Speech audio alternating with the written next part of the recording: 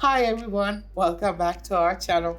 In this video, I will talk about coolers and how we can use them in English classes. Now, whether you want something soothing, relaxing to calm your students down at the end of a lesson, or you're looking for something to get your hyper noisy students under control, a cooler activity is just what you need. Games and tasks are excellent. Students have fun doing those. However, they may get a little bit too noisy and hyperactive after such an activity. So you need, in such a situation, in such a case, you need an activity to calm them down, to help them relax, okay, go back to their normal mood. Cooler activity usually helps the teacher to regain the control of the class. We can also use coolers to revise or review the lesson in a fun and engaging way. Now, the first example that I'm going to use is singing, but this time we're going to choose a song that we have already taught.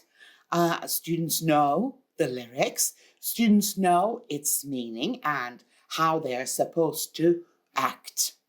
Now, this song is a made-up song, so there's no original melody to it. We are going to use the melody of Brother John for this song, okay? So it goes like this. It is snowing all around, soft and white snowflakes, not a sound. This is to ask your students to keep quiet and get back to their normal classroom situation, okay? They will accompany, they will do the actions, and they will obey. Well, obey is not a good word, but let's say they will stick to the acts suggested by the song itself. The next example that I'm going to suggest can be used after teaching the nursery rhyme, a very common one known as Humpty Dumpty. This is a word hunt activity, as you can see here in the picture. Now, each student gets a copy and they are expected to find the words in the column, given in the column, in this jumbled text, okay? Now, you can always create your own word hunt activities, but you can find ready-made ones on internet as well. This one is a ready-made one, okay? If you create your own, you may come up with a variety where you say, okay, cross these words out, put the remaining letters together. There is a hidden sentence. Can you find the hidden sentence? Okay, that kind of variety is also possible. Another activity is again based on Humpty Dumpty, but this is more related to cutting and pasting and stapling, that kind of thing to make a book for themselves. So you give them these ready-made pages. Here, the second page, the third one, and you ask them to cut along the lines and then put them in the correct order, staple them, and make their own book. It is a good way to revise Humpty Dumpty And it is also a nice way to keep them in their seats.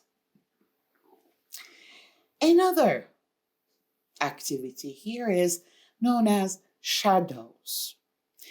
Again, the teacher gives copies of the handout and starts asking questions about the picture. Let's assume that you have a shadow picture like this. You may start maybe after teaching farm animals. You may start asking, how many cows can you see? If you want to make the activity a little bit more challenging, you can limit the time. So you can go very fast. How many cows can you see? 2? No. 5? Okay, whatever. And then you can move on to the next question. How many horses can you see? The fast version is, of course, more challenging. If you're with beginners or with young learners, do not rush them. They may panic. When they panic, they may fail, and failure is never a good motivator, believe me.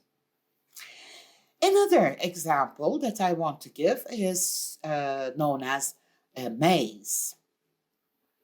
Again, you need to have enough copies for each and every student in your class. And you say, for example, maybe after teaching birthdays, ask the students to take their gift to their friend, as you can see here in the picture. Okay? If they follow the correct right route, they will collect the letters and put the letters together at the end. And you may say, what is the hidden message? As you can see here in the key, the hidden message is, happy birthday to you. Another activity that I'm going to suggest is, who is who? Again, you need handouts for students. And this is maybe after having taught professions, jobs, occupations. It is a kind of a tracing activity, as you can see in the picture. It is also a kind of a matching activity. When they trace the line, they will match the name and the profession, the job, the occupation. Before you check the answers, you can move on to the next part of the same activity and say, okay, now, can you find the names of these people? So the activity has two parts, and in fact, the solution, the answers that they find in the first part can be used in the second part, should be used in the second part. And then you can check your students' answers, or you can ask them to check each other's answers, peer correction. Another activity that I'm going to suggest is called story creating. Now, ask your students to work in groups of 7 people working together.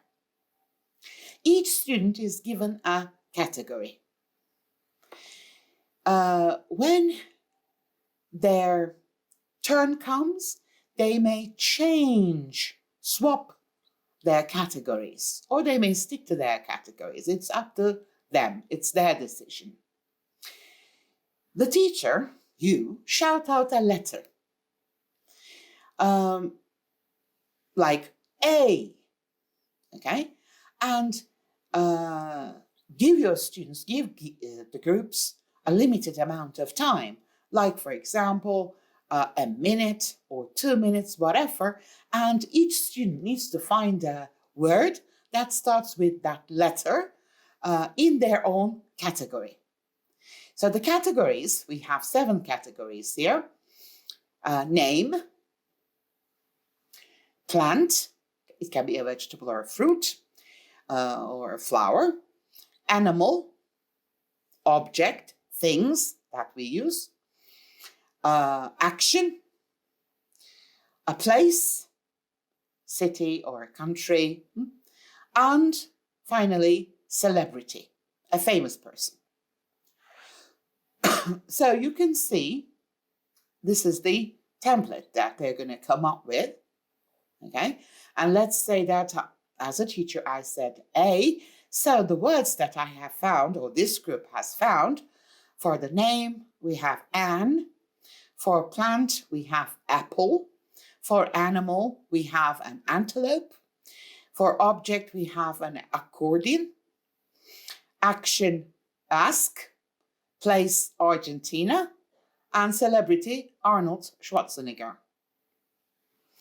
Now, you can ask your students, the group, to create a story, a short, very short story using these words. Using these, I can come up with this story. Anne and Arnold Schwarzenegger were in Argentina. They went to the zoo. They saw an antelope. It played the accordion and asked for an apple. It is not a serious story. It is not a real story. It's a story just for fun. It is to help your students to identify how these words function in language. And of course, they need to come up with additional sentences to fill in the missing, the gaps in the story. Another suggested activity I have is find the differences. Now you give your students 2 pictures with differences, of course. Let's assume that students already know there is, there are, there isn't, there aren't. And you have recently taught there was, there were, there wasn't, there weren't. So this is an activity that you can use using these, but do not limit your students. Okay, I do not like instructions saying use there is, there are. No. Just say find 7 differences between these 2 pictures. Look at the pictures. They can easily say 50 years ago, there was a forest. Now there isn't. Okay? Or they may say, for example, 50 years ago, there weren't any buildings. Now there are. So these are the differences that they can come up with. Well, that's all for this video. Thank you very much for watching. And in the next video, I will talk about fillers. Please don't forget to like this video and subscribe to our channel for more videos. Your support is very important for us. Wish you all the best. Bye.